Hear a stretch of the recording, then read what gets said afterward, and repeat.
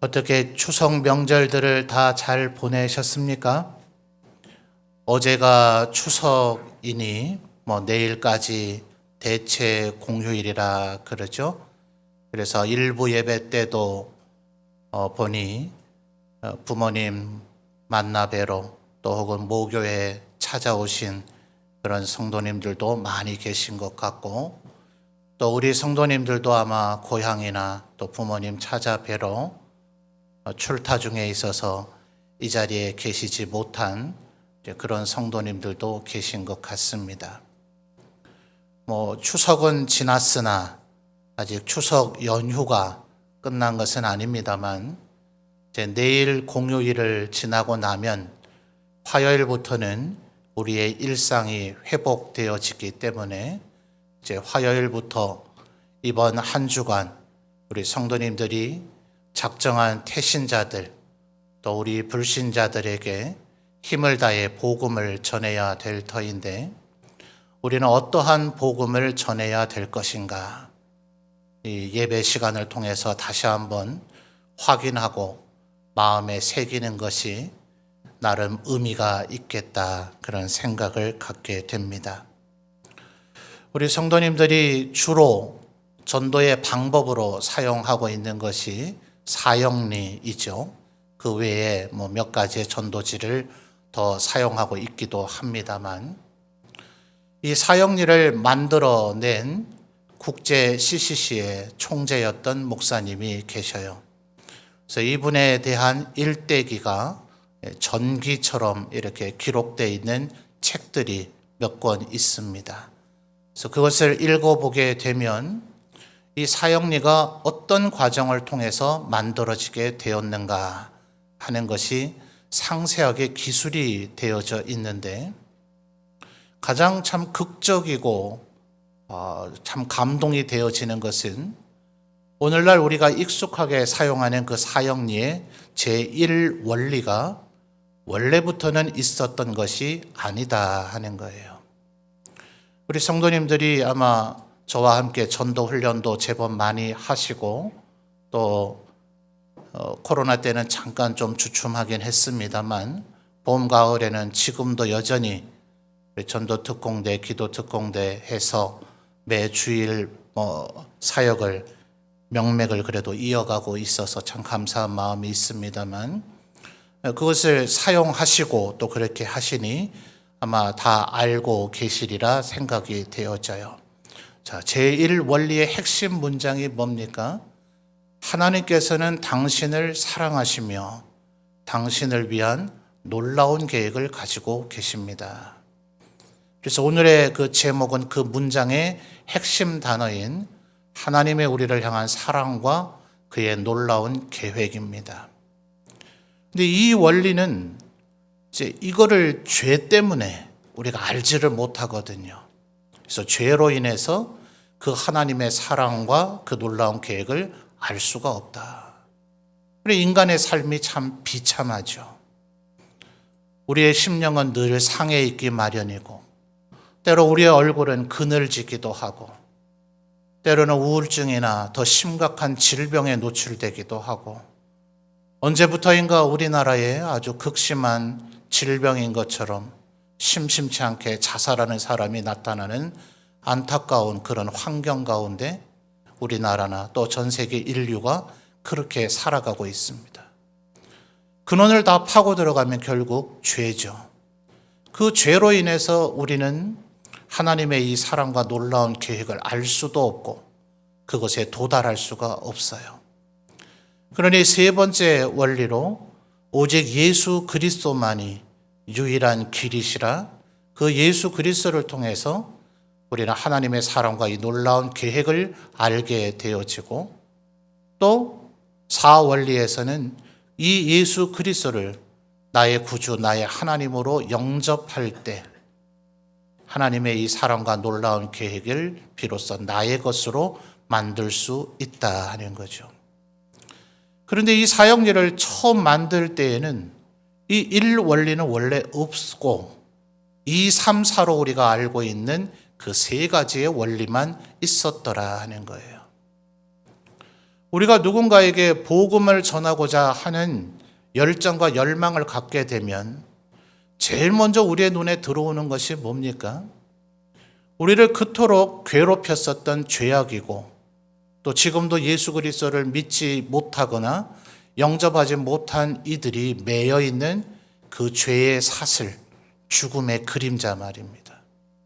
그러니 이 목사님은 원래 삼원리로서 이 전도지를 만들어 나갈 때 인간의 죄에 대해서 먼저 이야기를 했고, 그리고 예수 그리스도를 제시하고 예수 그리스도를 영접해야 한다 하는 것으로 세 가지 원리로서, 영적인 원리로서 이 전도지를 만들고자 했더라 하는 거예요.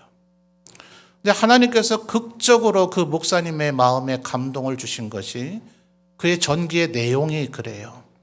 이 전도지를 인쇄하고자 하는 그 전날 밤 하나님께서 내 마음에 깊은 감동과 울림을 주셨는데 죄의 문제를 먼저 다루어서는 안 된다. 자, 우리 간혹 범죄를 저질러서 감옥에 가시는 분들이 있습니다만 대다수의 사람들은 감옥에 갈지는 못하죠. 그런 경험은 없죠. 그런데 그런 사람에게 당신이 죄인입니다 이러면 얼마나 기분이 나쁘겠어요. 수많은 전도 현장에서 아마 전 세대에 우리 어르신들에게 전도하다 보니 실제 있었던 일이 입에서 입으로 자꾸 전해지겠죠. 어느 어르신 할머니께서 할머니는 죄인이세요 했더니 내가 애 여섯 난 죄 말고 무슨 죄가 있나 이렇게 얘기하셨다는 그런 재미난 얘기도 있잖아요. 나는 감옥에 간 적이 없는데 나보고 죄인이라 그러니 얼마나 기분이 나쁘겠어요. 왜 그렇습니까? 성경에서 말하고 있는 죄라 하는 것은 교도소에 가야만 죄가 아니라 하나님에 대해서 무지한 것, 소극적으로는 말이죠. 그리고 적극적으로는 하나님을 적대하고 거역하는 것. 이것뿐만이 아니라 우리가 행동으로 짓는 죄만이 아닌 우리의 입술의 말이나 우리의 마음의 생각으로 범한 죄까지도 하나님은 죄라 규정하고 있으니 이런 설명을 듣고 나면 누구도 로마서의 진술처럼 의인은 없나니 단 하나도 없다. 우리 모두는 하나님 앞에 죄인이다 하는 이 선언을 항거할 수는 없을 거예요. 그럴지라도 듣고 보니 맞다 싶을지라도 그래도 굳이 그걸 나에게 찾아와서 알려줘야 되는가? 어느 날 갑자기 찾아와서는 당신은 죄인입니다 이렇게 얘기하면 그걸 좋아할 사람이 누가 있겠어요? 또한 성경을 가만히 묵상을 해보니 이 사형리라는 걸 하늘에서 뚝 따서 만든 것이 아니라 그 목사님도 성경을 깊이 읽고 묵상하고 어떻게 복음을 더 효과적으로 전할까를 고민하고 고민해서 만들어낸 것이 사형리거든요.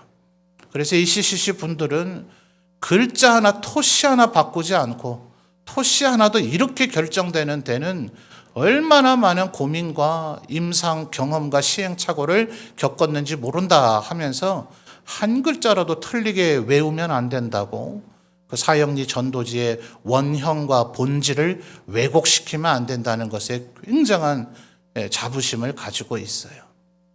그리고 이 목사님이 묵상을 하다 보니 하나님의 말씀 속에서도 하나님은 우리를 죄인 만들려고 창조하신 게 아니고 우리를 멸하시려고 창조하신 것이 아니라 하나님은 우리를 너무나 사랑하셔서 창조하셨더라 하는 거죠. 인간의 소중함과 귀중함을 생각한다면 하나님은 첫째 날 이른 아침쯤에 인간을 만드셔야만 할 것 같아 보이지 않아요? 또 그러시고 싶은 열망이 하나님의 마음에 있으셨을 것 같지 않습니까? 그런데 창조의 기록을 보면 하나님은 여섯째 날 그것도 오후 무렵쯤에 인간을 만드신 이유가 무엇인가? 첫째 날부터 여섯째 날 오전까지는 인간이 지낼 수 있는 최적의 장소를 다 만들어서 마치 아기를 가진 어머니가 10달 되려면 아직 멀었는데도 불구하고 애 입을 옷이네 또 혹여 모유가 잘 안 나오면 애가 먹어야 될 젖병이네, 또 아기를 목욕시킬 각종 용품이네, 심지어 걸으려면 아직 멀었는데 신발까지 사놓고 이런 산모들 더러더러 너무나 쉽게 볼 수 있지 않아요? 왜 그래요? 그 자식이 태어났을 때 한순간도 불편을 느끼게 하지 않으려는 모든 것을 준비해 놓고자 하는 어머니의 사랑이죠. 하나님의 마음이 그와 같기 때문에 여섯째 날 오전까지 우리 인간이 태어나서 지내는데 조금도 부족함이 없는 모든 최적의 조건을 만들어 놓으시고 나서야 인간을 창조하셨더라. 그러니 하나님의 사랑이 얼마나 큰 것입니까? 이 하나님의 사랑을 잘 전해도 복음을 받아들이고 믿기 꺼려하는 이들이 종종 많이 있을 터인데, 다짜고짜 찾아가서 당신은 죄인입니다, 이 얘기부터 해서야 되겠는가 하는 하나님의 깊은 감동을 주셔서 그 건물 아마 지하에 인쇄기를 직접 설치해 놨었는가 봐요. 미국 CCC, 미국에서 처음 만들어진 것이죠. CCC 본부가. 그래서 이 대표 목사님이 급히 지하로 뛰어내려가서 인쇄를 당장 멈추라 이렇게 얘기하고서는 하나님의 주신 감동을 따라 제1원리가 추가되어져서 지금 우리가 익숙하게 사용되어지는 네 가지의 영적 원리인 사형리가 만들어지게 되었다 하는 그 내용이 그분의 전기에 기록이 되어져 있습니다. 어쩌면 우리 성도님들은 그래요, 추석 명절이 아직 다 끝나진 않았지만 내일 하루가 지나면 화요일부터 열심을 다해 6주간 전도를 해야 되니 오늘 이런 설교를 하시는 게 맞다 싶은데, 혹여 고향 모교회를 찾아오신 우리 여러 성도님들은 우리가 올 줄 이제는 아실 텐데 굳이 오늘 이런 설교를 하셔야 되는가 하는 생각을 혹시 하시는 분도 계시려는가 모르겠습니다. 우리 전천제일교회가 코로나 한참이던 아마 한두 해는 제대로 하지 못했던 것 같은데요. 제 부임 이후에는 해마다 가을이면 이 7주간 동안 전도운동을 집중해서 하고 있습니다. 우리 교회만 그렇게 하는 게 아니죠. 저도 부교육자이던 시절 6교회를 거치면서 하나님의 인도하심이 있으셨는지 저도 목사의 아들로 자라났지만 전도하기 되게 싫어했거든요. 교회에서 전도 훈련만 한다 하면 교회 안에 사역이 또 얼마나 많습니까? 또 놀고 있지는 않았는지라 핑계반 진실반 이거 해야 됩니다, 저거 해야 됩니다 교육자에게 말씀드리고 전도훈련 빠져나가기가 일쑤였는데, 하나님께서 교육자가 되게 하시니 전도 사역만 담당하도록 그렇게 만드시더라고요. 한 번은 정말 힘들고 지쳐가지고 그 교회를 사임하면서 이제 이력서를 여러 군데 내는데, 몇 군데인지는 말 안 하랍니다. 꽤 여러 군데 냈는데 오란 얘기를 안 하는데 끝에 보니 전도사역 담당자를 찾는다 해서 이력서 냈더니 얼른 오라 하더라고요. 그동안 했던 게 저 계속 전도사역이었으니까 말이죠. 그러니 우리 교회 말고 수많은 교회가 전국에 정말 조금 이름이나 있다 하고 좀 왕성한 활동력을 갖고 있는 교회는 여지없이 전도운동을 그 교회 사역의 근간에 두고 있습니다. 전도와 선교가 교회를 살아 숨쉬게 합니다. 그것이 교회에 힘을 부여하는 역동력입니다. 힘들고 어려워도 때로는 지치고 하기 싫어도 해야 합니다. 좋아서 하는 것이 아니라 이것이 우리의 사명이고 하나님의 보혈의 은혜를 갚는 길이기 때문에 해야 합니다. 자, 그런데 그 교회들이 이 전도운동을 하면서 이 전도운동을 부르는 또 다른 명칭은 대각성운동이라고 보통 불러요. 이것은 예수님을 모르는 그 어떤 사람을 교회로 인도해서 모셔오는 것이 그 최상의 목적이긴 하죠. 그 일이 이루어지면 참 좋죠. 그러나 우리 교회도 10수년째 해오지만 모든 성도가 다 대신자를 작정하는 것은 아니고 10월 23일에 모든 성도가 누군가를 모시고 오는 것은 아니더라 하는 거예요.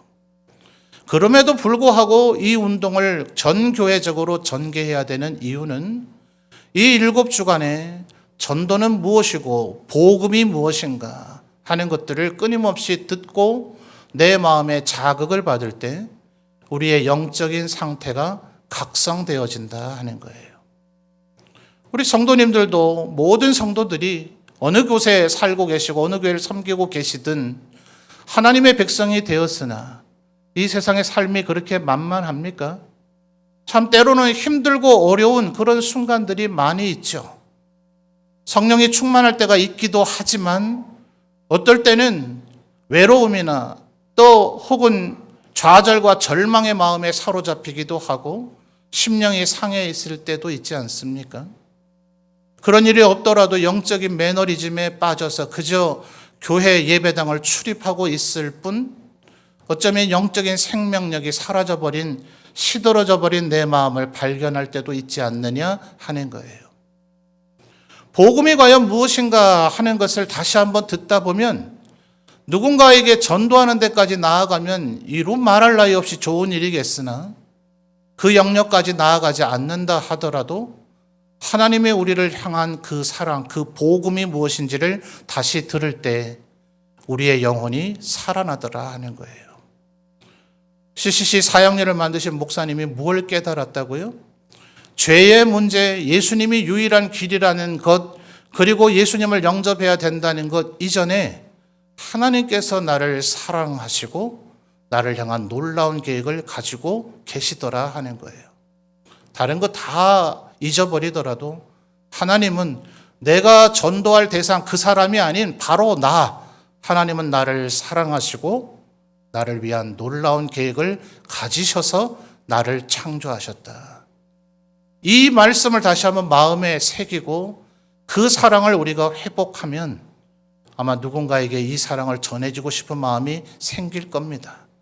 그 자리까지 나아가지 않는다 하더라도 하나님이 나를 사랑하시고 나를 향한 놀라운 계획을 가지고 계시다는 것을 다시 한번 마음에 새긴다면 우리는 이 힘든 세상을 살아갈 힘과 용기를 얻게 될 것이고 우리의 본성을 누르고 누군가를 사랑할 수 있는 마음을 회복하게 될 줄로 믿습니다. 그러기에 추석 명절이 채 끝나지 않은 오늘일지라도 이 말씀은 우리에게 대단히 의미 있는 말씀이 될 것이라 여겨집니다. 여러분, 오늘 우리가 읽었던 말씀을 한번 살펴볼까요?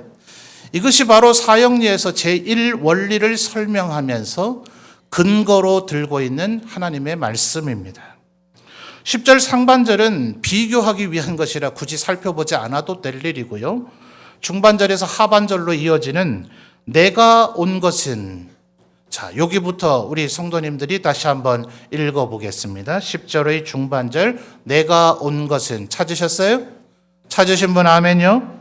자, 거기부터 읽겠습니다. 시작.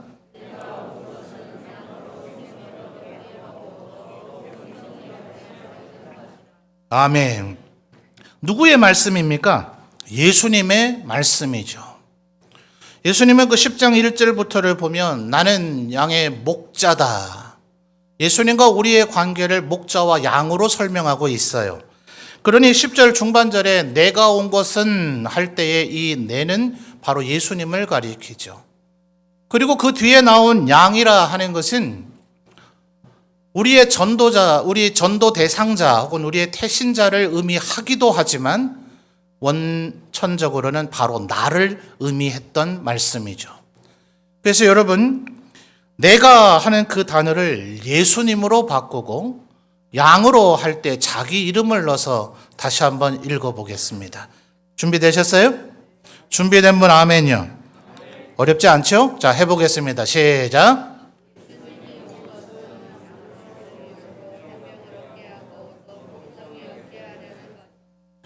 예수님의 이름은 아는데 자기 이름을 잘 모르시는 분이 많이 계신 것 같아요. 예수님이 온 것은 크게 들렸는데 그 다음은 잘 안 들리더라고요. 자, 자기 이름 기억나셨습니까? 졸고 계신 건 아니죠? 자, 다시 한번 예수님이 온 것은 자기 이름을 넣어서 읽어보겠습니다. 시작.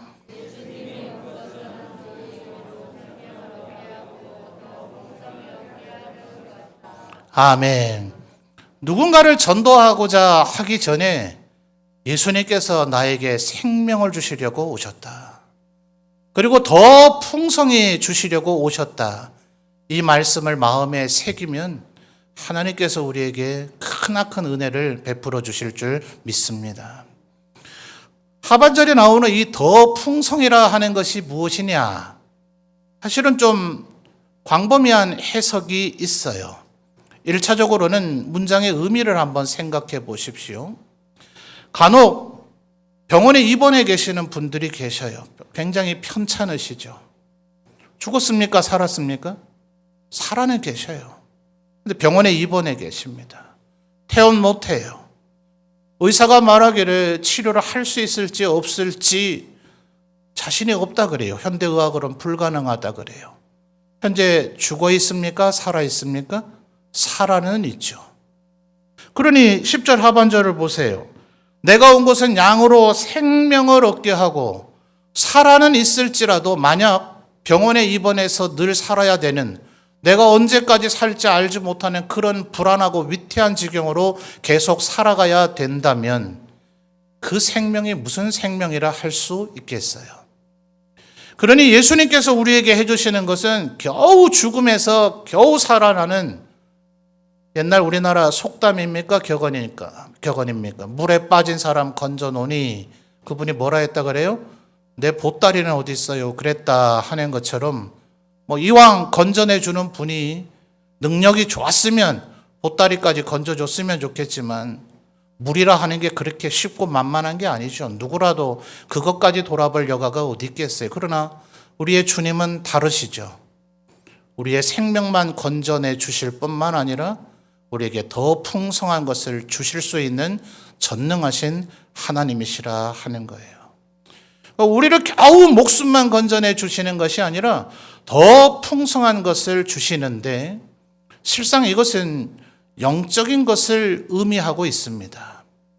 그런데 여러분, 우리가 전도해야 될 우리의 태신자, 전도 대상자에게 예수님께서 우리 대신 죽으셔서 우리의 생명, 영원한 생명을 우리에게 주시고 하늘의 신령한 은혜와 은사들을 우리에게 주신다. 에베소서에서 바울 사도가 그렇게 논증했잖아요. 하나님께서 창세전에 우리를 선택하시고 예정하시면서 우리를 지으실 때 우리를 거룩하고 흠없고 티 없는 자로 하늘의 신령한 복을 주시려고 우리를 창조하셨다. 우리에겐 이 말이 얼마나 은혜가 되는 말씀입니까마는, 지금 하나님도 모르고 예수님을 믿지 않는 이에게 그게 무슨 의미가 있어요? 수많은 전도 현장에서 복음을 전하다 보면, 그래, 예수 믿는 당신들이 말하는 것처럼 내가 죽어서 천국 가는 그런 길이 정말 있다고 치자. 그래, 좋은데 내가 죽으려면 아직 좀 남은 것 같은데 지금 고생해서 너무 힘들어 죽겠는데 그 복을 좀 지금 주면 좋겠는데 꼭 죽음 후에만 줘야 되느냐? 이런 질문을 종종 듣게 되거든요.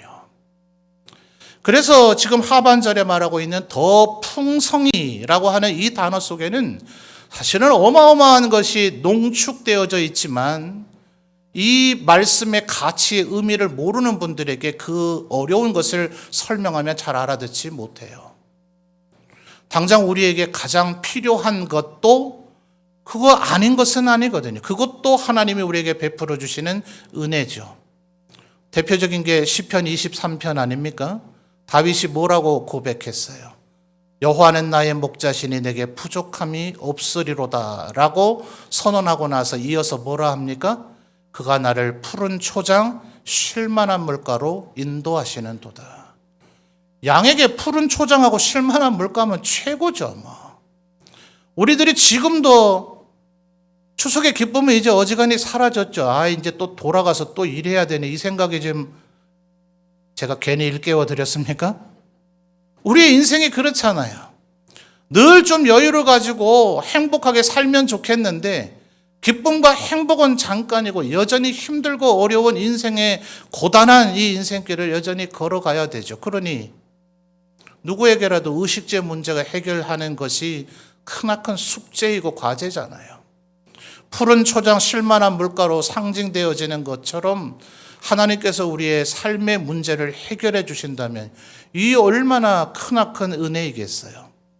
10절 하반절에 얘기하고 있는 더 풍성이라고 하는 것은 굉장히 많은 것을 의미하고 있지만 그 안에 푸른 초장 쉴 만한 물가가 제외되는 것은 아니란 말이에요. 그것도 들어간단 말이죠. 다윗이 또 이어서 뭐라 그럽니까? 내 원수의 목전에서 내게 상을 베풀어 주신다고요. 이번 추석에 좀 음식들 장만하셔서 푸짐하게 드셨어요? 옛날 속담에는 한가위만 같아라 이랬는데 요즘들은 다들 어려우셔서 음식 장만이 잘 됐는가 모르겠습니다.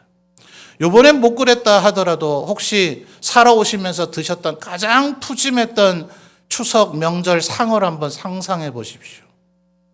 그거보다 더 풍성하게 차려진 것이 다윗이 고백한 내 원수의 목전에서 내게 상을 베풀어 주셨다. 이 상은 주는 우등상 이런 상이 아니고 밥상을 의미하는 거예요. 상을 베풀어 주셨다. 우리의 삶에 얼마나 필요한 겁니까? 이번에도 처가를 잠깐 들렸더니 장모님이 고생을 많이 하셨겠죠. 음식 장만 많이 하셔서 아이고 어머님 고생 많으셨네요 했더니 아니야 개서방 우리 매일 이렇게 먹어 이러시더라고요. 그거 아닌 줄 아는데 매일 그렇게 먹을 수 있다면 얼마나 좋겠어요. 하나님께서 우리에게 그 복도 주신단 말입니다. 아멘입니까? 그래 지금 예수님 뭐라 그러세요? 내가 온 것은 양으로 겨우 생명만 얻게 해주려고 하는 게 아니라 더 풍성히 준다. 우리는 분명히 겨우 푸른 초장 쉴만한 물가나 그 밥상 그거하고는 비교할 수 없는 영적인 은혜가 있음을 우리는 알고 있어요. 이 말은 그것까지를 의미하는 거예요. 아니 그쪽에 더 비중이 있어요. 그러나 예수님을 아직 모르는 이들, 예수님을 믿지 못하는 이들에게 그 신령한 거 설명해 봐야 성경에 말하기를 돼지에게 진주를 던지지 말고 개에게 거룩한 것을 던지지 마라. 그들은 모른단 말이죠.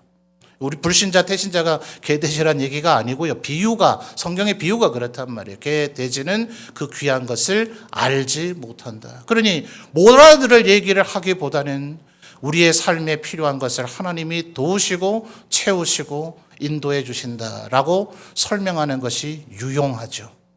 그러나 이것은 태신자들에게만 유용한 것이 아니라 우리 성도들의 삶에도 꼭 기억되어져야 할 말씀인 줄 믿습니다.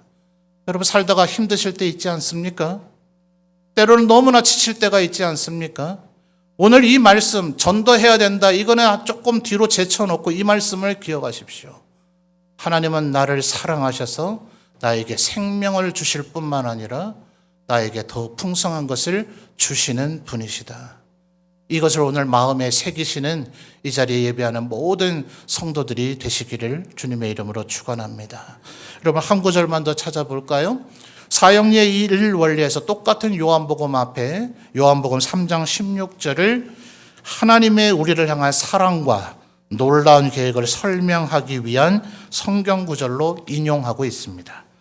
요한복음 3장 16절 아마 적지 않은 성도님들이 암송도 하고 계실 것 같아요. 스크린에 나옵니다. 한번 읽어보시죠. 시작.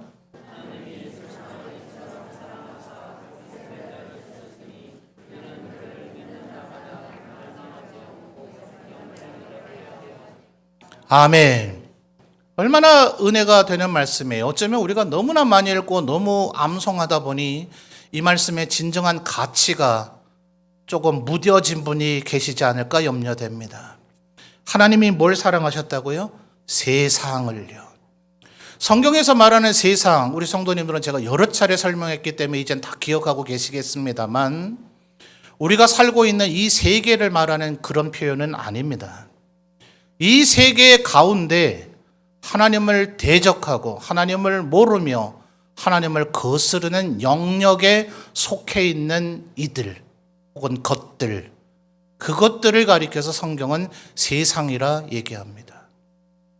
예수님도 말씀하셨듯이 자기에게 잘하고 자기를 사랑하는 자를 사랑하는 건 누가 못하겠느냐. 너희는 너희를 대적하며 핍박하며 거스리는 자를 사랑하라. 원수를 사랑하라. 이렇게 주님 얘기하셨죠. 말씀만 그렇게 하신 것이 아니라 하나님께서 예수님께서 직접 그 일을 완벽하게 이루어내셨습니다. 그러니 16절 이어지는 말씀 뭐라 그럽니까? 하나님이 세상을 이처럼 사랑하사 뭘 주셨어요? 독생자를 주셨다. 하나밖에 없는 아들을 주셨다. 저에게는 아들이 3명 있지만 누굴 줄 수 있을까요? 못 줍니다. 이게 인간의 본성이고 마음 아니에요? 근데 하나님에게는 아들이 2, 3, 10 있는 것 아니라 하나밖에 없는데 그 아들을 죽음에 내몰아 주셨어요. 이 문장은 우리에게 너무나 익숙한 말씀이라 감동이 사라졌는지는 혹시 모르겠지만 이 말씀 한 구절을 다시 한번 묵상해 보면 하나님이 세상을 이처럼 사랑하사 독생자를 주셨다. 그분은 나 살리고자 모든 것을 주셨습니다. 아낌없이 남김없이 주셨습니다. 요한복음 13장에서도 묘사하는 바 예수께서 십자가를 지시기 직전 아버지께로 돌아가야 될 때가 이른 줄 아시고 자기 사람들을 사랑하시되 끝까지 사랑하셨다고 사랑의 사도 요한은 기록하고 있어요. 심지어 요한 사도는 이 요한복을 넘어서서 요한 1세에서 뭐라 기록합니까? 하나님은 사랑이시다. 그러니 우리가 서로 사랑하는 것이 마땅하다. 우리가 서로 사랑할 때에야 우리가 하나님의 백성이요 하나님의 제자인 줄 세상이 알게 될 것이다. 우리가 서로 사랑하지 않으면 누가 우리를 하나님의 백성이라 하겠느냐라고 요한은 계속해서 이야기하고 있죠. 왜 그래요? 그 사랑을 알았기에, 그 사랑을 체험했기에, 그 사랑을 깨달았기에 요한은 그 사랑을 말하고 그 사랑을 행할 수 있는 자가 된 것입니다.